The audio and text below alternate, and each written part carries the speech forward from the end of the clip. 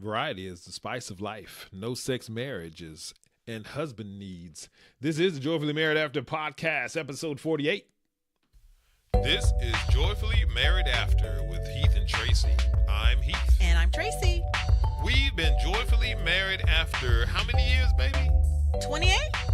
28 years, 4 kids, corporate jobs, entrepreneurs. And this podcast is our view on life through our lens. Let's go.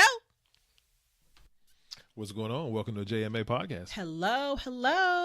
How y'all are? Thank you for joining us again. We are so appreciative of you being here. We want to say thank you to all of our listeners and subscribers. We love you. And if you like listening to us and you know someone else that would like listening to us, go ahead and share. Let them know what you're listening to, what you podding on. Shout us out. All right. So what are we talking about today, baby? Well, we've got our agenda for the audience with theme of the month continues to be passion. Passion. We love passion. What are we talking about? So what about passion this time? We're talking about the variety that's mandatory to keep passion going in your relationship.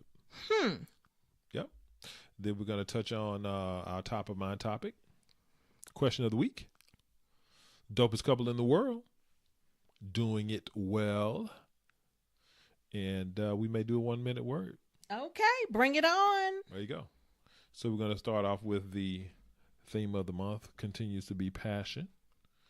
And the variety connected to your marriage. If you want it to survive and be thriving long term. You can't do the same thing over and over. Over and over and over. What is that? It's a country song. It's a Nelly song, isn't it? Yeah, that's Nelly and Tim McGraw. Oh yeah, I love that song. Over and over again. Right. No, you can't do things over and over again and expect passion to stay alive in your family. They did a study, right? They took couples that had been married for a little while, and half of the couples, they said, go and do these regular things for 90 minutes. Like nice things that you do together. Yeah, cooking, right? visiting friends, going to the movies, you know. I said, go and do these things together for at least 30 minutes this 90 week. minutes. 90 minutes this week. Yep. And then they took the other half of couples, both sets of couples had been married for a little while. And they said, go do these things. And they were what? These quote, air quote, exciting things. Like what? Skiing, dancing, or attending concerts. That sounds good to me. Go do that. Go do fun, different, exciting stuff. And what happened at the end of the study? Essentially, the couples that did the regular things had pleasant experiences, but the couples who did the exciting things reportedly to be more satisfied. Oh, more satisfied. Yes. So more because of the excitement because I think when you do something that's different than what you normally do, it adds like this little flavor of, oh, this is fun, or oh, this is different. It just does something to you. So I can see that bringing passion back. Yeah. Can't you see that? Yeah, I mean, it makes sense, right? You got all these chemicals in your body. If you're anticipating the anticipation of doing something different and, you know, getting yourself amped up, and I can see how that would be cool. Yeah, and it's not so much the places, but what you're doing. It could be, you could do it in your hometown, but if you do something different, even when you just go to a new restaurant, to me, am I that boring? Or you go to another part of town, or you do something different that you normally, like say if you're used to going to a certain place to do a recreation activity, just do that same activity somewhere else. But I agree, skiing, doing just do something different. Yeah, you can concert. a really cool concert with just the two of you. Try to leave the kids at home. Try, as I said, try, because I know what that means. But if you just do something different than you normally do, it will definitely spark passion. Injecting variety and surprise into even the most stable, seasoned relationship is a good hedge against such temptation. Temptations. Yeah, when you talk about, you've been married for a while and you get into the mundane and you don't want to have, you don't want to open yourself up to unnecessary temptation. Yeah, I think that is why people wander, because they're bored. They think, oh, this will be more fun, or this person might give me a little bit more spice. Yeah. Do it with your spouse first. If you're bored, do something with them first. Don't go somewhere else and try it with somebody else. Water your grass. Oh my gosh. Did I have to say that? Keep it green. I guess I did. When the grass is Woo. green. So remember, variety is the spice of life. Boom. Surprise is apparently more satisfying than stability. Ah. What's top of mind, baby? Top of mind for us. What's the point of getting married? Yeah, so a lot of millennials these days, and just so you know, millennials are now in their mid to late 20s, and they're creeping up into their late 30s. They're not youngsters anymore. These people are, people's bosses, and they've got doctorates and masters. They've got kids that are in elementary school. So that's what we're talking about when we say millennial. Go ahead, babe. Okay. So what we found is that a lot of them don't value marriage. Is that the right thing to say? Yeah, I think not all of them. They're not super cognizant of the benefits of marriage and how it can impact their lives and make it so much fuller.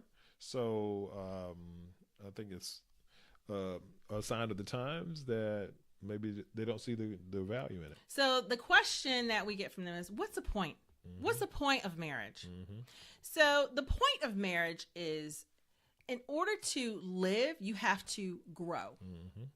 And there is nothing like dying to self, being selfless, loving another person that is different from you, that puts you to a place of growth.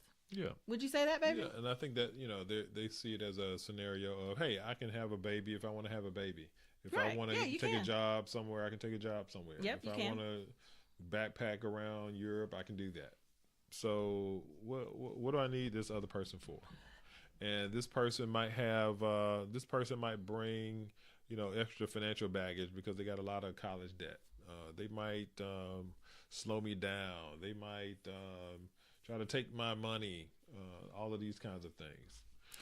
That sounds like you're in a real selfish place, huh? Yeah, and I think that's really a key, right? That's one of the things that people miss about marriage is that it helps you get out of yourself. Yes, it does. And that's connected to exactly what you were saying about growth, right? And so when you grow as a person, when you grow as a human, when you expand your ability to be compassionate towards others, towards your mate, toward life, I think that those are the kinds of things and aha moments that happen over time when you're married. And what happens is when you're married, it creates a scenario where it's extracted out of you. It is. As you go.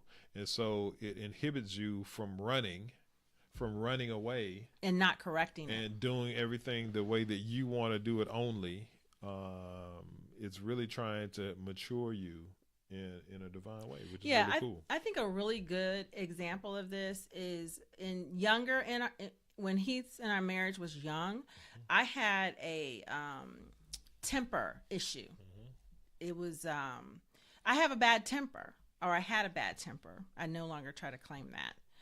But if I hadn't been married, or if I hadn't been in a relationship with someone for the length of time that I've been in the relationship with Heath, and if I didn't love and care about what he thought about me, or how he thought about me, or how my behavior affected him, I would have never tried to change that about myself. I would have stayed right there and walked around with, yeah, I'm a hothead, deal with it. Because And that's what marriage does for you. It establishes a relationship that helps you grow. The growth that forces you to confront your weaknesses. It makes you confront your insecurities about yourself, because there's no one more intimate than your spouse. Right.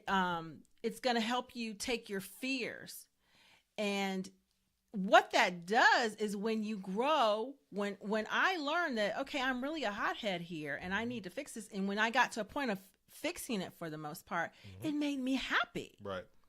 It takes me to another level, and it helps me trust my spouse to say, hey, he was right. And this made me better. Right. This made me a better woman. This made me a better mother. This made me a better employee. This made me a better spouse. So when I do that with him, I then have a better connection with him. You see how it just keeps going? Yep. And it keeps going? And so because I appreciate that connection, the passion grows, right?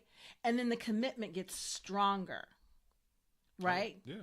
Yeah, you're saying it exactly right. So baby. when that happens, it's just that constant growth. You just keep growing and you keep going, and it's just you fill yourself up so much. That is why you get married. Yeah, and that's you what's get so key. married to do that, to experience that. Only a few people get to experience that. If you have a boyfriend or a girlfriend, you don't care what they think because you're not married to them. Let's be real. Yeah, and I think that that's really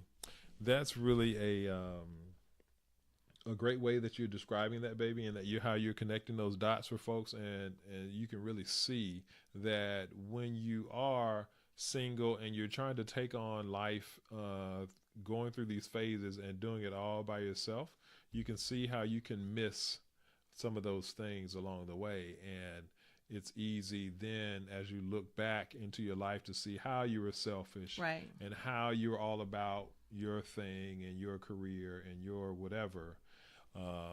And even people who maybe have experienced divorce, right? You can look back on it and probably see some selfish moments that contributed to the breakup of that marriage. And so if you want to be married successfully and joyfully, you have to push through that and experience the growth, because that's the uncomfort that you're feeling. And it's okay. Yeah. To be uncomfortable is okay. If you don't grow, guess what you do? You die. Growth, something that makes you better. If you don't grow, you don't feel alive. So get married, y'all. We want you married and motivated. Hey. What's the question of the week, babe? My wife of 14 years doesn't want to have sex with me. Let me just pause right here. Keep going. Whenever I bring it up, we get into an argument and she yells. It's not her problem. She says it's not her problem? I feel like she has some leftover resentment from things in the past. What can I do? Okay. So let's just take a breath, y'all. Sexless marriages are common, believe this or not. Not the majority, but they are more and more common. I'm hearing it a lot more. Yeah. That's for sure. They are more and more common. So what it sounds like with this gentleman is he's done something. He's done something that she does not want to share intimacy with him.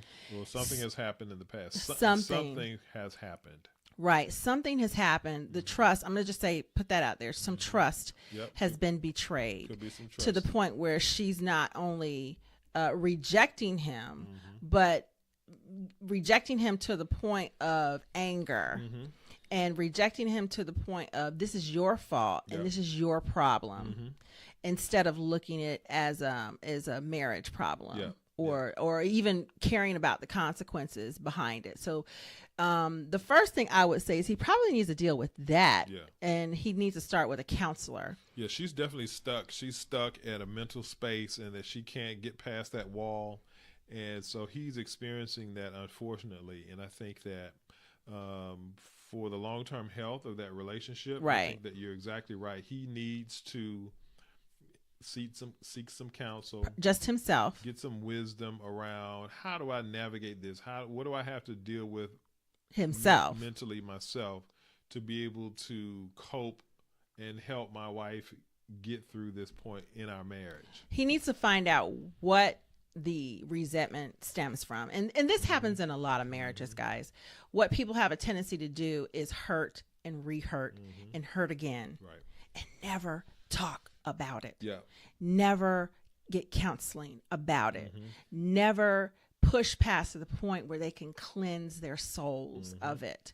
And it just sticks in here and it just eats away at the other person to the point of resentment and contempt and not caring. And I think that frequently, probably in one of these kinds of scenarios, you can see how it would be very easy to point the finger. It would be very easy for him to say, you got to figure this out. It's not me. It's not just me. It's you. You seem to have a problem. We're married. You got to do your wifely duties. You got to do so-and-so, so-and-so, and that's not going to help anything. No. I could see that being an argument really quickly. Yeah. Especially if they haven't discussed where all of this is coming from. So, and he's asked her for counseling. She doesn't want to go. That's the other thing. So what you have to do is go to counseling yourself so that you can stand fast in being healthy yourself. Yep. And then the counselor can help you walk through the questions to ask your wife, to probe from her, to get to the bottom of what is really going on. Yep. It's not that she don't want to have sex with you. She don't want to have sex with you for a reason. So you have to get to the bottom of it. And it's going to take time. And I'm going to say this, it's going to take love. Yep. He is going to have to love her through this because she's hurting. Yep. She is afraid and she does not want to connect for some reason. Yeah. And he is going to have to dig down deep into himself so he doesn't just drop everything and say, forget it. I'm out of here. You know, give me a divorce and you just figure it out yourself because I can't go on like this because I have my needs. Right. And that's such a small thing to throw away legacy for. It's something that can be fixed. This can be fixed. Yeah.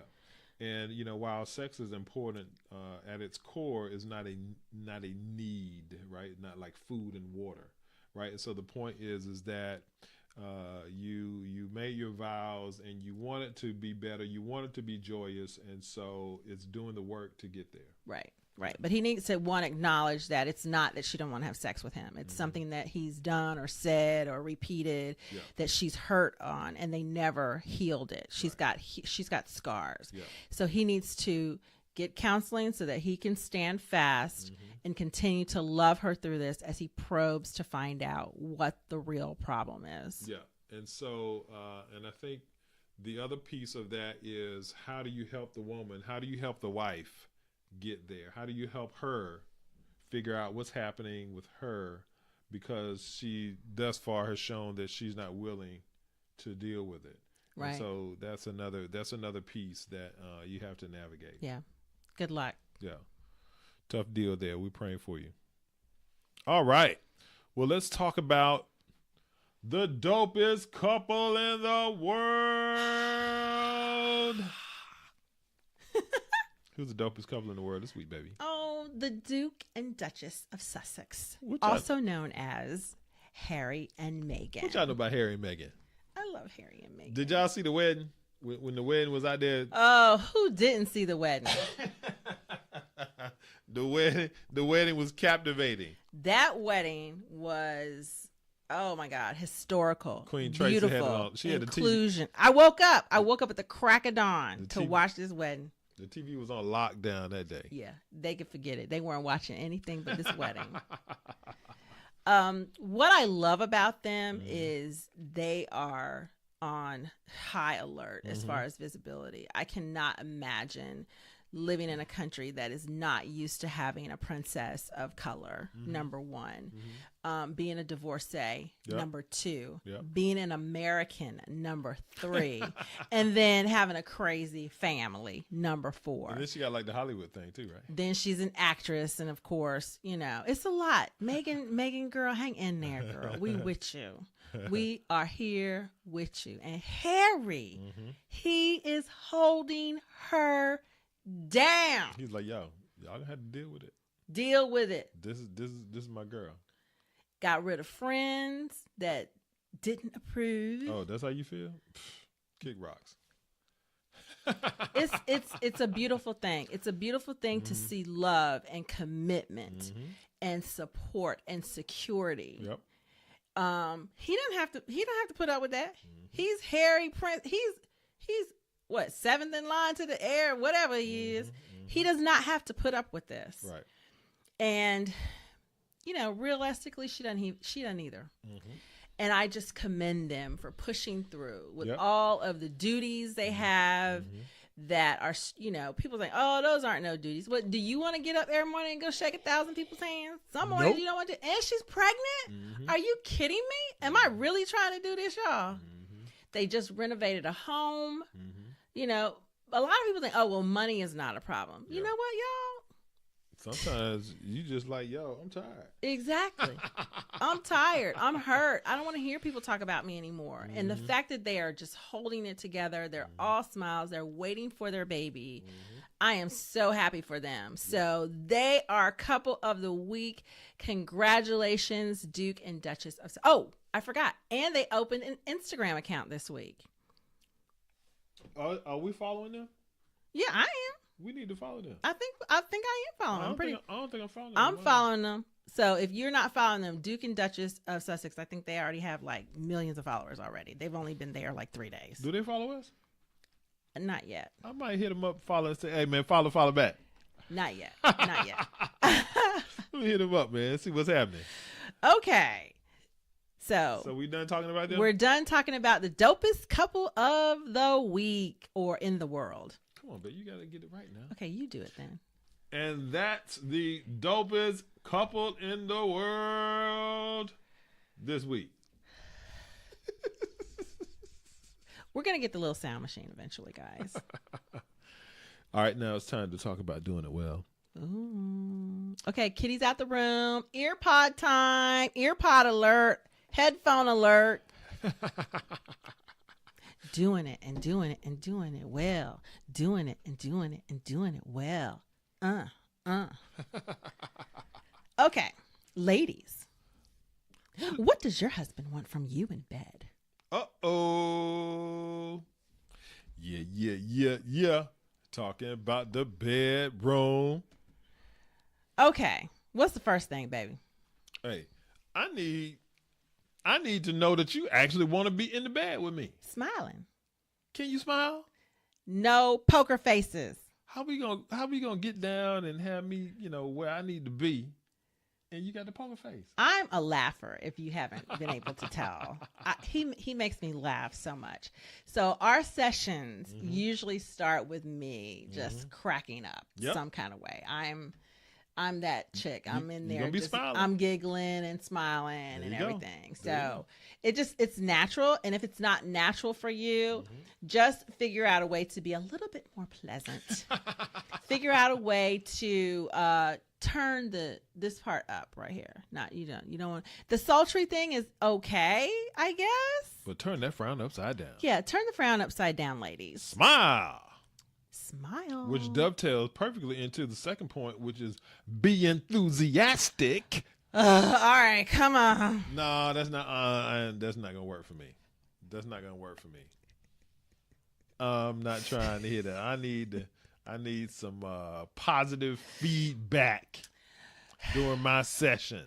Come on, baby. Come on. All right, that's what I'm talking. Go ahead. Okay, that's what I'm talking about. Which dovetails perfectly into the third point, which is be playful. Be playful. Oh, your hands are cold. Baby, you got 1, 2, 3. You know what I need. You got 1, 2, 3 right there, all like just naturally. You know what I need. This isn't gonna work. What about this? I'm pretty natural at this, guys. Hey. And while you're doing all of those things, smiling and being enthusiastic and playful, you need to be butt naked. I need some nakedness. Don't come in here with, I got everything off but some socks. No. I don't want to see, okay, yeah, but I still got on my little matching panties and. No. Butt naked. Take the bonnet off. Let's get it. Take the hair down. Whatever. Because we're visual. I like to take my jewelry off. That's cool. You can take off everything you want. I don't want to scratch him, or if I don't really like to have my earrings in or anything, because I just like to be like free with it. I want him to rub whatever he want to lick, whatever he want to lick, and just you got to get like with it. I just like it like that. Yeah. But that's just me. So completely naked to me is very important. Gotta be naked. I think the whole got to flip this up and move that over and hold that in place. That's not fun. No, thank you. No, that's not fun. Nakedness. Yep. Yep. And you know what you got to do? What do you got to do, ladies? You got to touch it. You got to touch it. You got to stroke it. You got to stroke it. You got to rub it. Yep. Come on, ladies. Come on. Reach down there, play with it. God gave you some hands. I like playing with it. I don't know. I don't know. It gets me excited. Use your hands. And what else? Who else is you ever gonna get to play with? It's like, oh, I get to play with it. You know, it's just like, oh yeah. There it is. So don't be shy. It's playtime. Oh, and that's another thing. Keep your nails like trimmed properly so you don't scratch him or make him uncomfortable or something like that. But definitely. Or if you're gonna rock the nails, then you just be careful. No, right. But no, I'm not saying not have long nails. I'm saying Right. make sure they're trimmed properly. Yes. So that there are no hang nails or things like that to like scratch him. Right? Because you want it to be pleasurable. Yes. Yes. That's what we're talking about, which leads us to the next conversation, which is you got to try something new. What you gonna do? You got to try something new. What you gonna do? Now that I name is okay. Yeah, okay. We get the hang of it. So trying something new. Every now and then. Yeah, that can be hilarious. Every too. now and then. It can be funny. It can be funny. Not all the time, every session. But trying something new means do it on the floor instead of the bed. Do it in the shower instead of the bed. Do it in the bathtub. Fill the tub up with bubbles or something. Yeah. Do it there. Yeah. Catch him in the closet. Get on your knees. Whatever. Get to it. Try something new every now and then. Try something new. You know, you got your groove. You doing your normal. You ain't got to routine stand on your thing head. and You that. ain't got to, do right. backflips and bend over backwards. That's not what we're saying. We're saying like we have a sofa in our bedroom at the foot of the bed, and sometimes I just like to do it there. There you go. Instead of the bed. There you go. Because it's important. Right. Every now and then. Okay. What else? Giving some signals. Ooh, what's a signal, Like, baby? I'm not good at this Well, part. so like signals in terms of, when you're going through the process and you. Oh, I know. Like, Hey. take a really good shower, like smell like really, really good, and get in the bed and just kind of lay there and like show parts of yourself. Yeah. Like lay there and like open your legs. Is that a signal? That can be perceived as a signal. Yeah. Yeah. Don't get in the bed looking like grandma. Yeah. Don't get in the bed looking like grandma. Have yourself coiffed properly. Maybe a little bit of makeup. A little bit of makeup helps sometimes. Yep. And then if you're doing that, lay there like, yeah, I'm ready. Yep. I'm ready. Or say it.